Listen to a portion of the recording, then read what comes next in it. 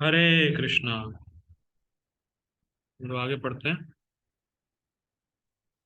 अपनी कृपा से मैं, भगवान कह रहे हैं, इस गुह्यतम ज्ञान को जिसे समझना अत्यंत कठिन है, तुमसे कहूंगा, क्योंकि तुम मेरे गुणों में दोष देखने की प्रवृत्ति से शून्य हो। ये शब्द है, ये ठीक सुन लीजिएगा।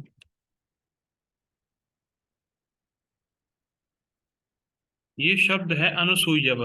अनुसूयवे जो शब्द आया था उसकी व्याख्या है कि अनुसूयवे ईर्ष्या या अनुसूया का अर्थ होता है कि व्यक्ति है बहुत गुणवान, मतलब उसमें बहुत अच्छे अच्छे गुण हैं, व्यक्ति गुणवान है, लेकिन फिर भी उसमें दोष ढूंढना, कैसे मैं इसके गुणों में भी कहीं ना कहीं कोई दोष फिट कर दूं।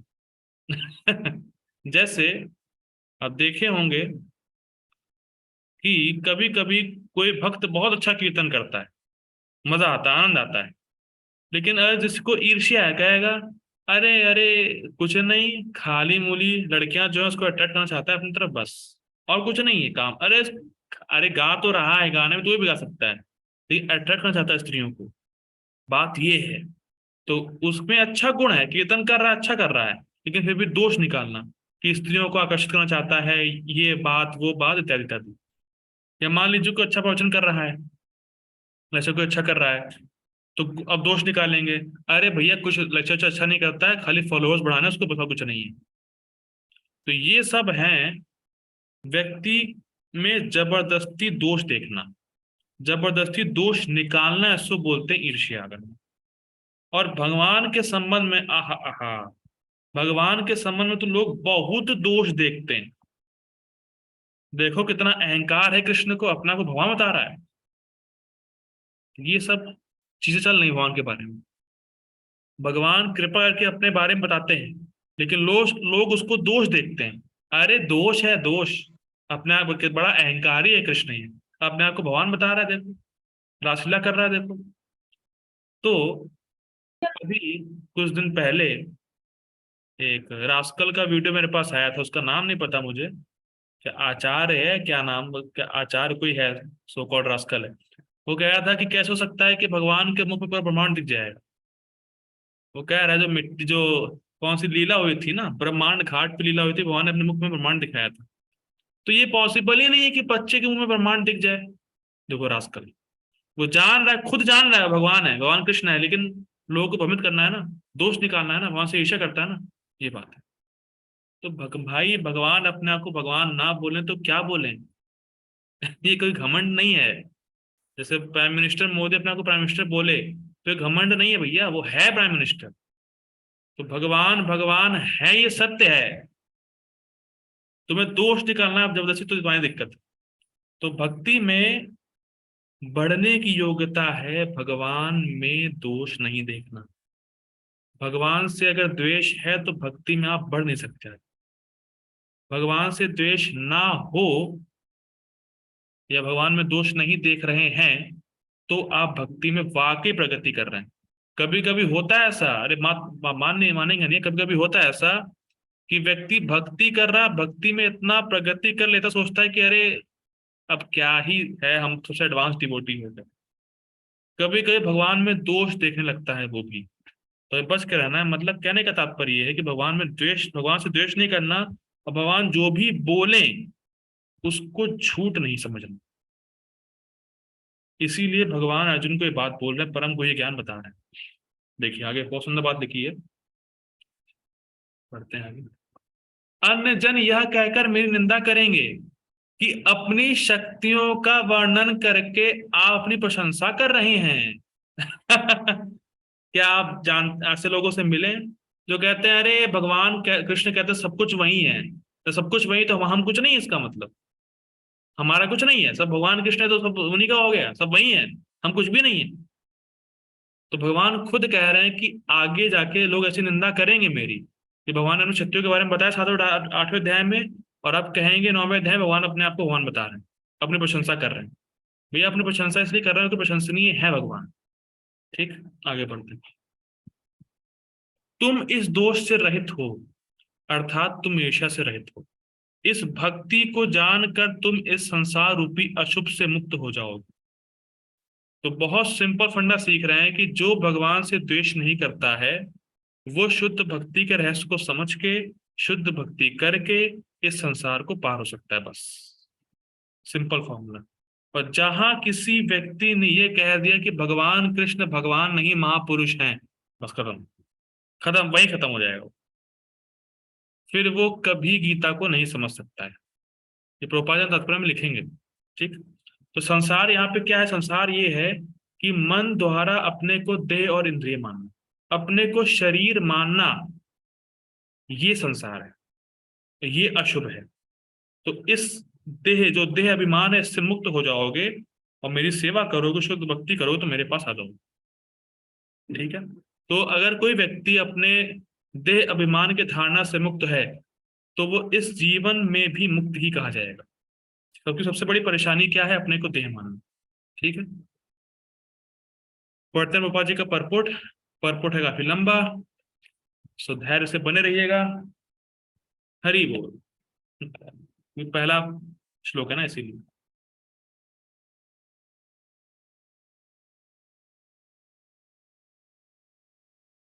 हरे कृष्णा।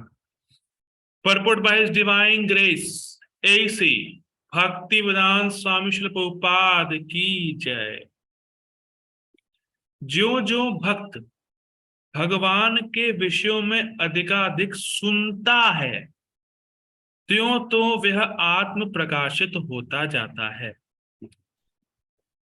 देखिए, भगवान के बारे में जितना ज्यादा सुनेंगे, उतना हमारा हृदय शुद्ध होता जाएगा, उतना हम अपने वास्तविक स्थिति को समझ पाएंगे और भगवान का अनुभव कर पाएंगे, जो विज्ञान है।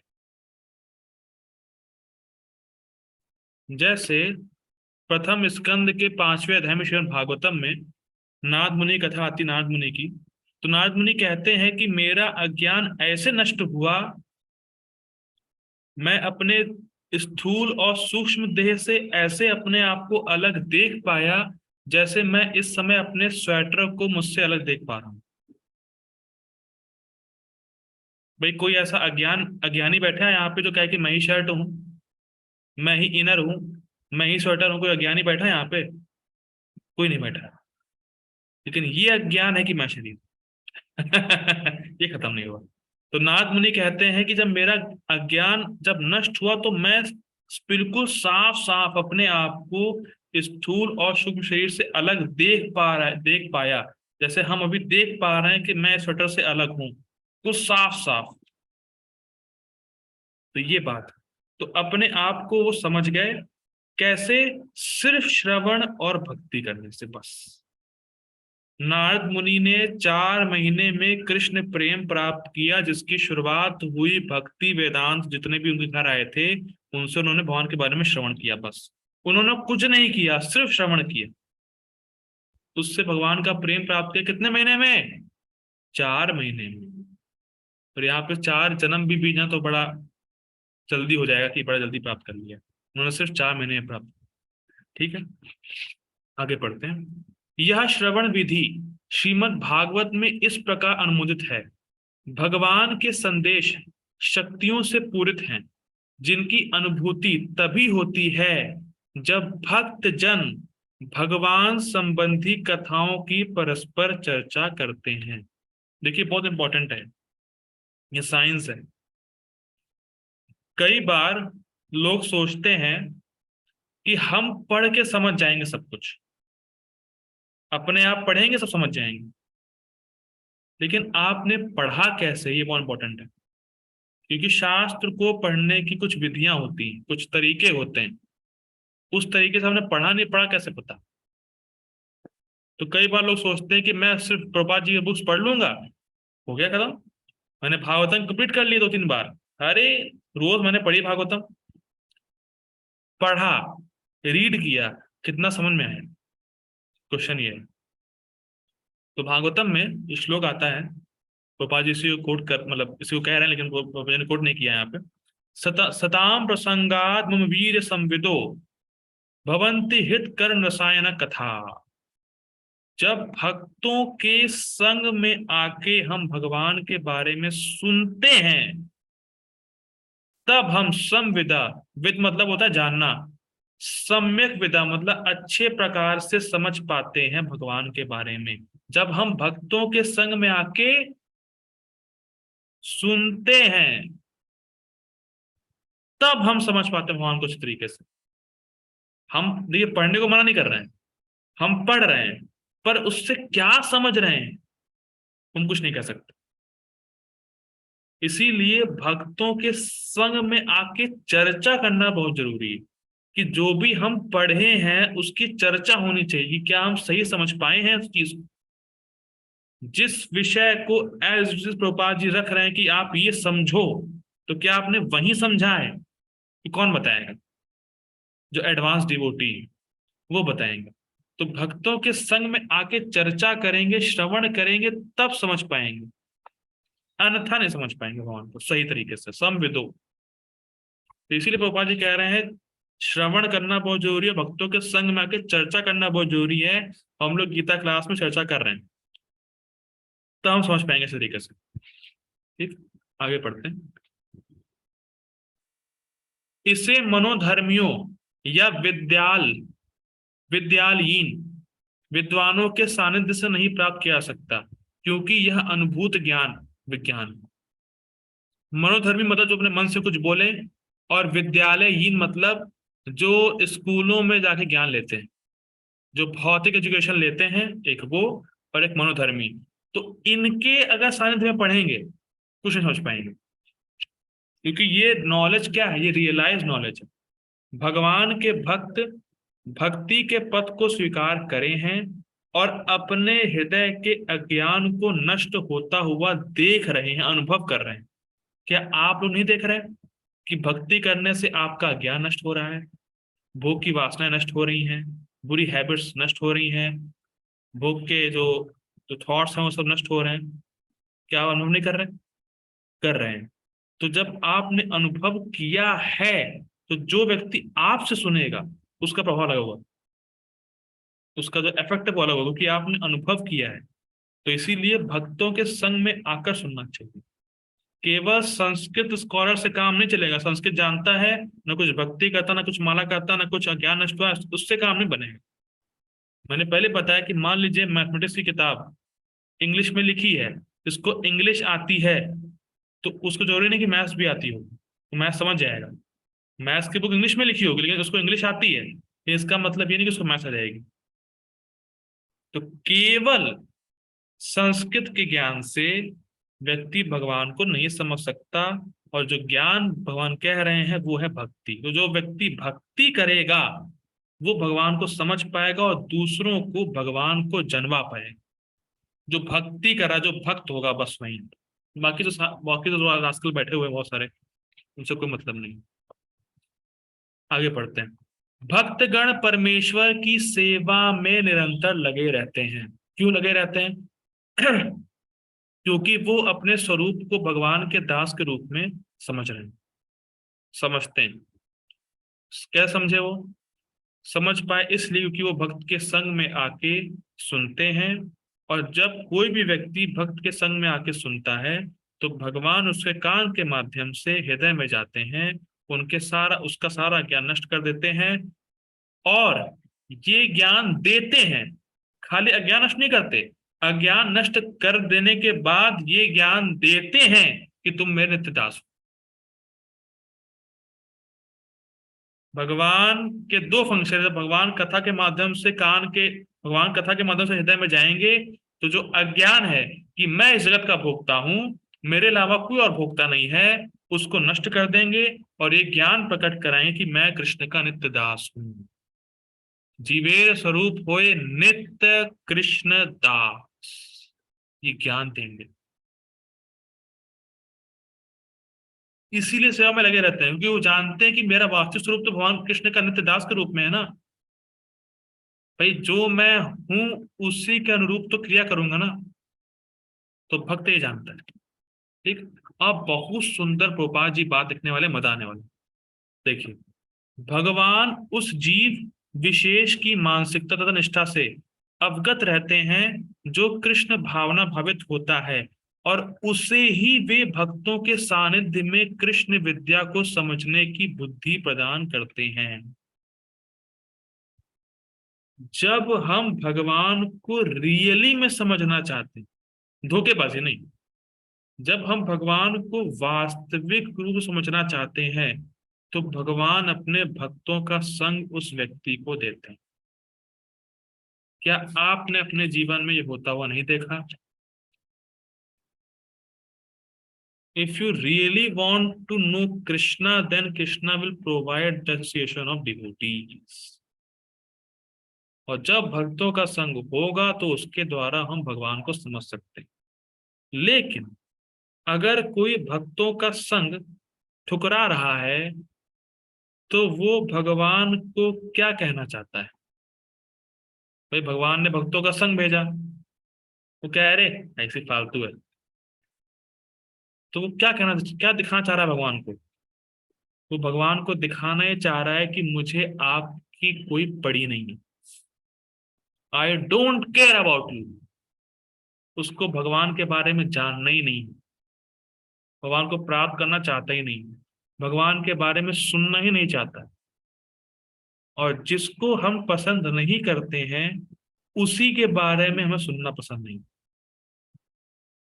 मान लीजिए आयुषी माता जी कोई दुश्मन हो, तो वो उसके बारे में सुनना पसंद नहीं करेंगे, स्वाभाविक है। हम अपने दुश्मन के बारे में सुनना नहीं चाहते हैं। तो जो व्यक्ति भगवान के बारे में सुनना नहीं चाहता है, वो भगवान को अपना दुश्मन मान रहा है, भगवान से द्वेष कर रहा है। कृष्ण भगवान क्यों, मैं क्यों नहीं, ये बात है। लेकिन जो भगवान को वास्तविक रूप से समझना चाहता है, भगवान उसको वैसी बुद्धि देंगे कि तुम भक्तों की बात को स्वीकार कर लो। जो भक्त बोल रहे हैं, हाँ सही बोल रहे हैं। और हम सबके साथ ऐसा हुआ है कि भक्त ने कुछ बोला है, बोल तो सही रहा यार, बात तो काम की है। तो ये बुद्धि किसने दी? भगवान कृष्ण ने, क्योंकि हम भगवान कृष्ण को समझना चाहते थे सही सही। गोपाल जी कहते हैं, if you want to be cheated, then you will meet gurus, जो कि चीट करते हैं आपको, ऐसे गुरु साहब मिल जाएंगे। ठीक है, आगे पढ़ते हैं। कृष्ण की चर्चा अत्यंत शक्तिशाली है, और यदि सौभाग्यवश किसी को ऐसी संगति प्राप्त हो जाए और वह इस ज्ञान को आत्मसात करे, तो वह आत्म साक्षात्कार की दिशा में अवश्य प्रगति करेगा। देखिए, इसको थोड़ा समझते हैं, कुछ पॉइंट्स हैं इसमें, देखिए। पहली चीज, कृष्ण की चर्चा अत्यंत शक्तिशाली है। क्यों? ऐसा क्या है भाई? देखिए, जब प्रलय होता है सृष्टि का, बहुत सी जगह से प्रलय होता है, तो प्रलय में जो शेषनाग होते हैं, अंधशेष, वो अपने मुख से अग्नि प्रकट करते हैं, जिस सारे जैसे सारे ब्रह्मांड नष्ट हो जाते हैं। और ब्रह्मांड नष्ट होने के बाद जो जीव होता है, महाविष्णु के गर्भ में चला जाता है। तो ऐसा बोलते हैं कि अनंत शेष जो अग्नि निकालते हैं, उससे जीव की भौतिक वासनाएं समाप्त नहीं हो पाती, इसीलिए उसको प्रलय के बाद दोबारा शरीर मिलता है उसकी भोग वासनाओं के हिसाब से। तो अनंत शेष के मुख की अग्नि में इतनी पावर नहीं है जितनी पावर कृष्ण कथा में, कृष्ण कथा जीव की सारी भोग वासनाएं समाप्त कर देता है। कृष्ण का नाम ही हरे कृष्णा कृष्णा कृष्णा हरे हरे, हरे राम राम राम हरे हरे। हरे कृष्ण महामंत्र जीव की सारी भौतिक वासनाओं को समाप्त करने में सामर्थ्य रखता है, जबकि अनंत शेष की जो मुख की अग्नि है, वो तो उसमें इतना सामर्थ्य नहीं। तो इसीलिए कृष्ण कथा ये बहुत पावरफुल है, जिससे जीव के सारे पाप करने की वासनाएं सब समाप्त हो जाती है, फर्स्ट। दूसरा, यदि सौभाग्यवश किसी को संगति ऐसी प्राप्त हो, सौभाग्यवश क्यों? क्योंकि भक्त अपनी कृपा से ही दूसरों को भक्ति में लेके आते हैं। मैंने पहले ही बताया था इस चीज को कि भक्त में अहेतु कृपा होती है। भक्त चाहता है कि सब लोग भक्ति करें, तो अगर किसी भक्त की कृपा किसी पे हो गई, तो उसको भक्ति में वो ले आएगा।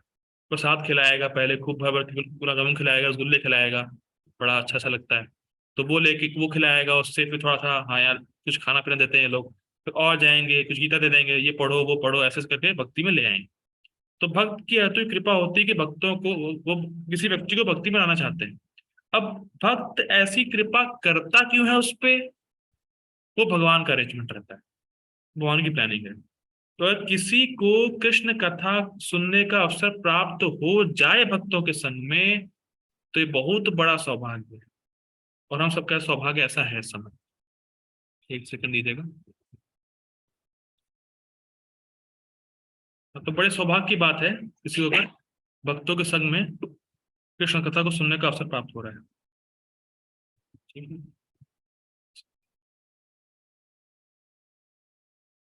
एक सेकंड दीजिएगा, आपको थोड़ा सा इशू हो रहा है।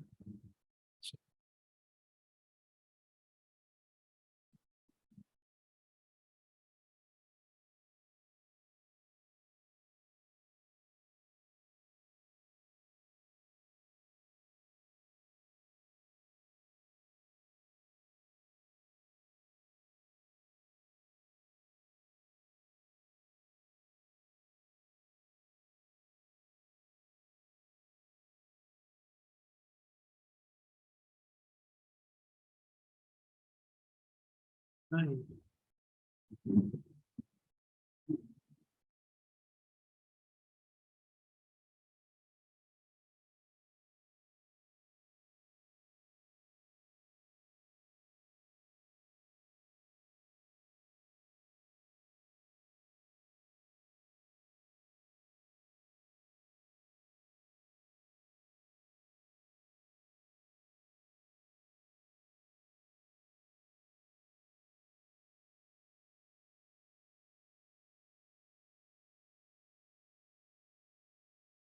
हरे कृष्णा। ठीक है,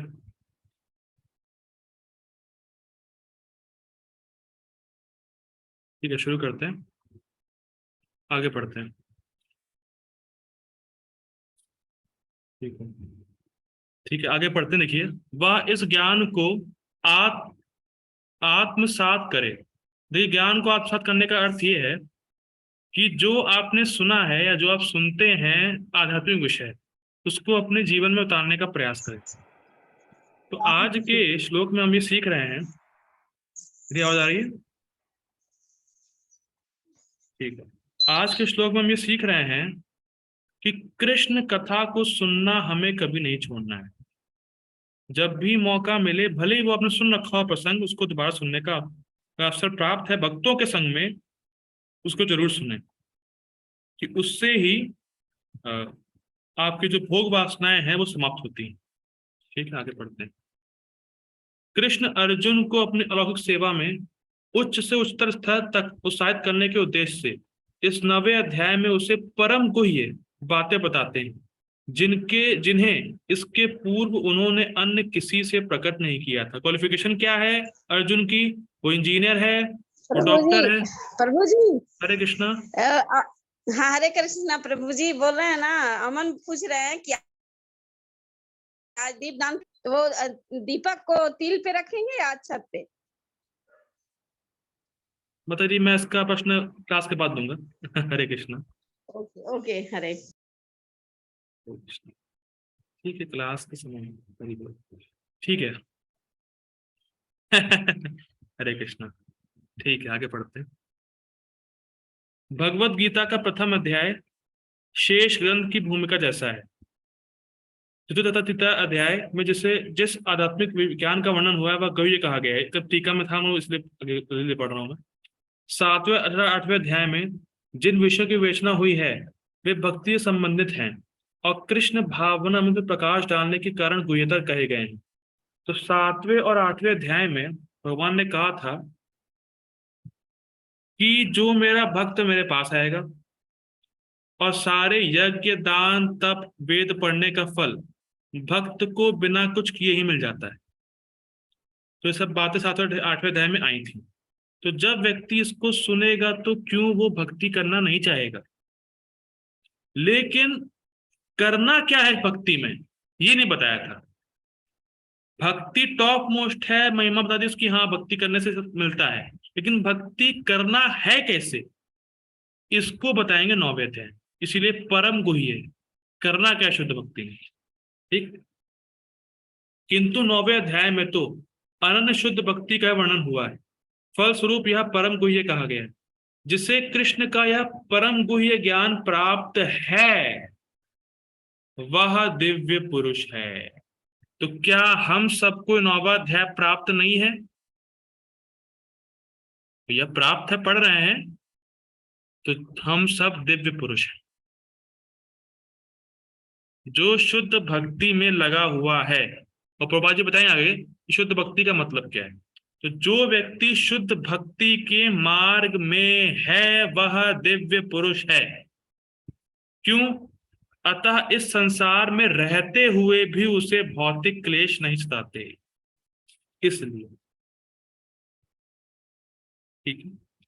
भक्ति साम सिंधु में कहा गया है कि जिसमें भगवान की प्रेम भक्ति करने की उत्कृष्ट इच्छा होती है वह भले ही इस जगत में बद्ध अवस्था में रहता हो, किंतु उसे मुक्त मानना चाहिए।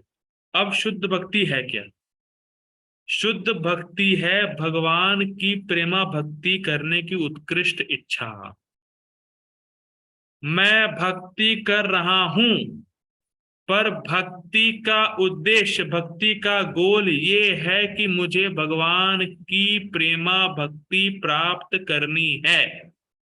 मैं इसलिए भजन कर रहा हूं क्योंकि मुझे भगवान के चरणों में प्रेम प्राप्त हो, ये शुद्ध भक्ति है। और जो इस इंटेंशन से भक्ति कर रहा है वो शुद्ध भक्ति कर रहा है। अगर इसके अलावा कोई भी इंटेंशन है, धन प्राप्त हो जाए या कुछ एग्जाम क्लियर हो जाए या वासनाएं साफ हो जाए, ये हो जाए वो हो जाए, ये गोल लेके चल रहा है भक्ति का, तो शुद्ध भक्ति नहीं। शुद्ध भक्ति का गोल है भगवान के चरणों में प्रेम प्राप्त हो, भगवान से मुझे प्रेम हो, प्रेमा भक्ति प्राप्त हो। अगर ये गोल है भजन का तो वो शुद्ध भक्ति है, और उसे हमेशा मुक्त मानना चाहिए।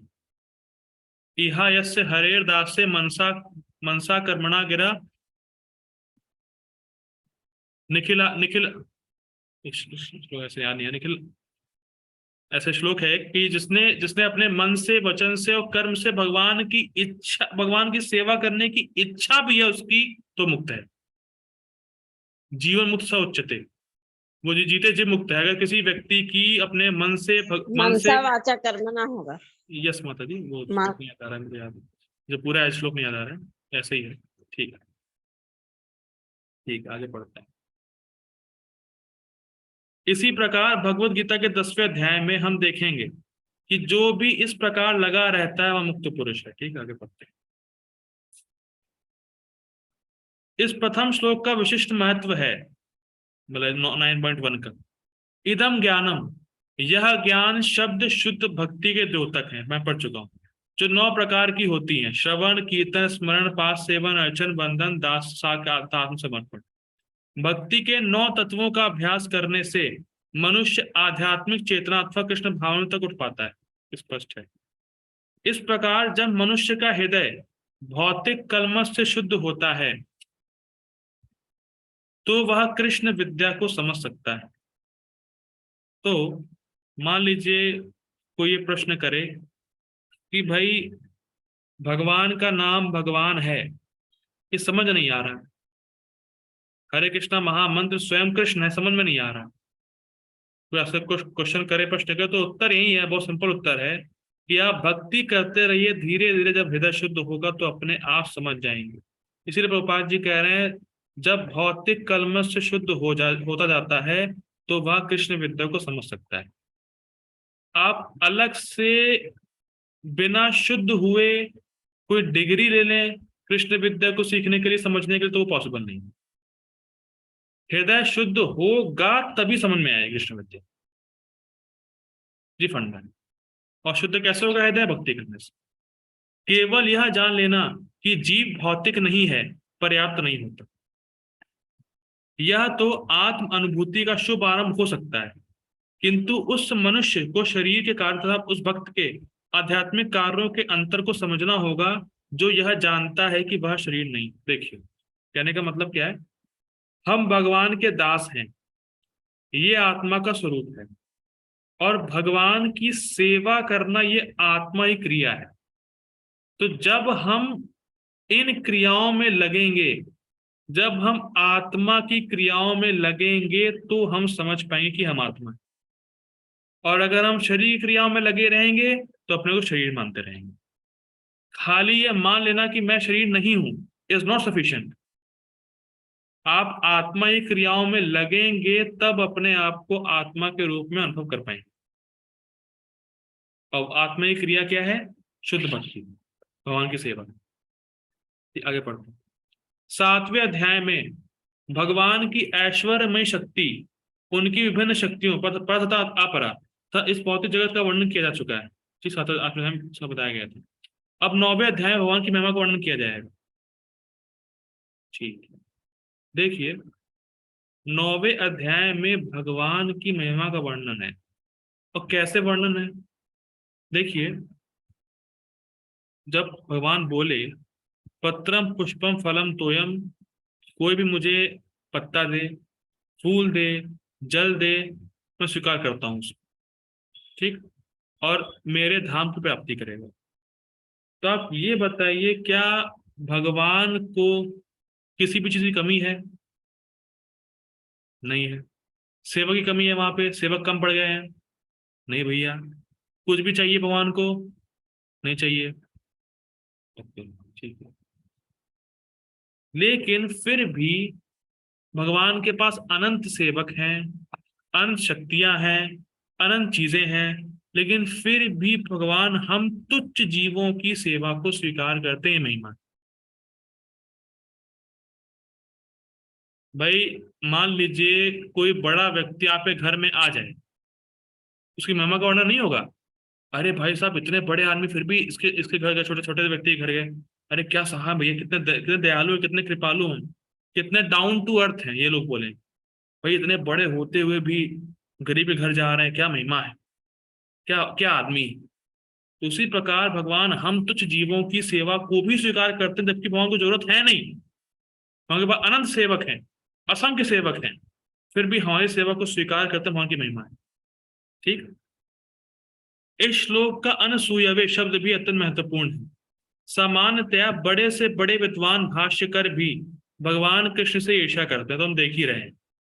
यहां तक कि बहुश्रुत, बहुश्रुत मतलब जिसको बहुत लोग सुनते हैं, जो बहुत फेमस है, यहां तक कि बहुश्रुत विद्वान भी भगवत गीता के विषय में अशुद्ध व्याख्या करते हैं। ये भी स्पष्ट है। चूंकि वे कृष्ण के प्रति ईर्ष्या रखते हैं, अतः उनकी टीकाएं व्यर्थ होती हैं। केवल कृष्ण भक्तों द्वारा की गई टीकाएं ही प्रामाणिक हैं। मैंने क्यों धीरे बोला है? जो व्यक्ति अपनी टीका में कृष्ण की भक्ति नहीं लिख रहा है, ही इज अ रास्कल। उसकी टीका प्रमाणिक नहीं है। जो अपनी टीकाओं में, जो अपनी कमेंट्रीज में कृष्ण भक्ति को प्राथमिकता नहीं दे रहा है, वो रास्कल नंबर 1 है। ओपन चैलेंज है। ठीक, कोई भी ऐसा व्यक्ति जो कृष्ण के प्रति ईर्ष्यालु है, ना तो भगवत गीता की व्याख्या कर सकता है, ना पूर्ण ज्ञान प्रदान कर सकता है। ठीक, स्पष्ट। जो व्यक्ति कृष्ण को जाने बिना उनके चरित्र की आलोचना करता है, वह मूर्ख है। देखिए, कई बार लोग आलोचना करते हैं कि भगवान रासलीला की, भगवान रासलीला करते हैं, काफी लोग आलोचना करते हैं। लेकिन देखिए, बहुत सुंदर एक जगह भक्त बता रहे थे कि भगवान कृष्ण की भक्ति करने वाला भक्त, उसके अंदर से जब काम वासनाएं समाप्त हो जाती हैं, तो क्या भगवान में भी काम वासना होगी? ये महत्वपूर्ण बात है। वे लोग कहते हैं कृष्ण कितने कामी थे, रासलीला करी, इतनी गोपियों के साथ ये किया वो किया। भाई जब उनकी भक्ति करने वाला भक्त सारी काम वासनाओं से मुक्त हो रहा है, तो भगवान में काम वासना रहने का सवाल ही कहाँ है? लेकिन लोग चरित्र को जानते नहीं है कृष्ण के, इसलिए अधूरे ज्ञान में उनके चरित्र पे धब्बा लगाते हैं, वो मूर्ख है, रास्कल है। ठीक। अतः ऐसी टीकाओं से सावधान रहना चाहिए। मतलब ऐसी टीका आपके कान को टच भी ना कर सके, बिल्कुल बच के। ऐसी मतलब टीका कान से टच भी ना होने पाए। मायावादी भाष सुन ले होए सर्वनाश।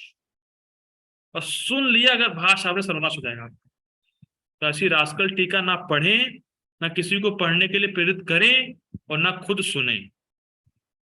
और सावधान होना चाहिए। ठीक। जो व्यक्ति यह समझते हैं कि कृष्ण भगवान हैं, फर्स्ट पॉइंट, जो ये समझता है कृष्ण भगवान है, कोई महापुरुष नहीं, भगवान है। ठीक। और शुद्ध तथा दिव्य पुरुष हैं, उनके लिए अध्याय लाभप्रद होगा। 9 से लेके आगे वाले अध्याय उन्हीं को समझ में आएगा जो भगवान कृष्ण को भगवान मानते हैं, दिव्य पुरुष मानते हैं और शुद्ध मानते हैं। इसीलिए सो कॉल्ड रास्कल लोग कहते हैं गीता का सार कर्मयोग है, क्योंकि उनको आगे के अध्याय समझ में ही नहीं आते। भैया भगवान कृष्ण को जब भगवान मानोगे तो समझ में आएगा आगे के चैप्टर। तुम भगवान कृष्ण को भगवान मानते ही नहीं हो, तुम्हारी गाड़ी आगे बढ़ती ही नहीं है। तुमने कर्मयोग पढ़ रखा खाली गीता में, तो कर्मयोग ही बस है गीता में, कर्मयोग सार है गीता का। अरे भैया रास्कल, आगे पढ़ो, कृष्ण को पहले भगवान स्वीकार करो, कृष्ण की भक्ति करो, तब समझ में आएगा कि भक्ति योग ही कृष्ण गीता का सार है। तो ये पॉइंट कि जो व्यक्ति कृष्ण से ईर्ष्या करेगा उसके लिए 9वें अध्याय से लेकर आगे के अध्याय नहीं बने हुए हैं, और वो इस परम गुह्य ज्ञान को समझने में पूरा पूरा असमर्थ रहेगा, उसको कुछ भी नहीं समझ में आएगा। तो इसीलिए फर्स्ट ऑफ ऑल ये तो स्वीकार करना ही पड़ेगा सिद्धांतिक रूप से कि कृष्ण भगवान है, और तभी समझ में आएगा, उसके आगे चैप्टर समझ में आएंगे। ठीक है, तो हम लोग ये रुकते हैं आज। कल का श्लोक इससे पढ़ा है, तो बी रेडी। हरे कृष्णा। हरे कृष्ण। प्रभुपाद की जय, शंभुदिता की जय। हरे कृष्ण।